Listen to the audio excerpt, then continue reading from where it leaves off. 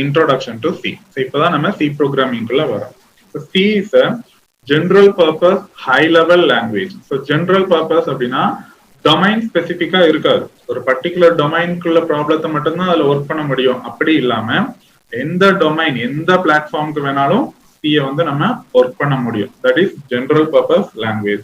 And high level language, yes of course எல்லா programming லாங்குவேஜ்மே high level programming language தான். ஹியூமனால அண்டர்ஸ்டாண்ட் பண்ணக்கூடிய ஃபார்மேட்ல இருந்தாலே அது ஹை லெவல் ப்ரோக்ராமிங் லாங்குவேஜ் தான். It was developed by Dennis Ritchie in 1972. So இது வந்து ஒரு ஜெனரல் இன்ஃபர்மேஷனுக்கு தெரிஞ்சு வச்சுக்கணும்.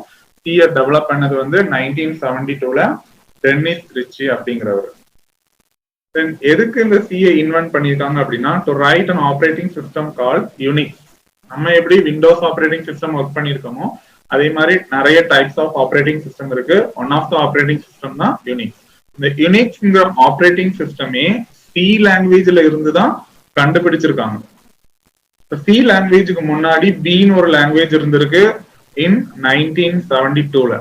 அந்த B லாங்குவேஜ்ல இருந்து வந்த ஒரு அப்கிரேடட் வெர்ஷன் தான் நம்ம படிக்கக்கூடிய இந்த C லாங்குவேஜ். C லாங்குவேஜ் வந்து அதுக்குன்னு ஒரு ஸ்ட்ரக்சர் கொடுத்து ஃபார்மலைஸ் பண்ணிருக்காங்க இன் 1988 by the American National Standard Institute. The next one is why to use C. எதனால C ப்ரோக்ராம் எழுதுறோம்? ஆல்ரெடி யூனிக்ஸ்ங்கிற ஆப்ரேட்டிங் சிஸ்டத்துக்காக தான் C இன்வென்ட் பண்ணது.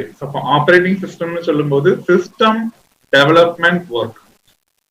C was initially used for system development work, in particular the programs that make up the operating system. Operating system உருவாக்குறதுக்கு என்னென்ன programs வேணுமோ, system சம்பந்தமா என்னென்ன softwares வேணுமோ அதை கிரியேட் பண்றதுக்கு தான் C லாங்குவேஜ் வந்து யூஸ் ஆகும். தென் பாத்தீங்கன்னா அந்த சிஸ்டத்துக்கு ஏத்தாப்புல அது அடாப்ட் ஆயிரும். அதான் C லாங்குவேஜோட ஒரு அட்வான்டேஜ்.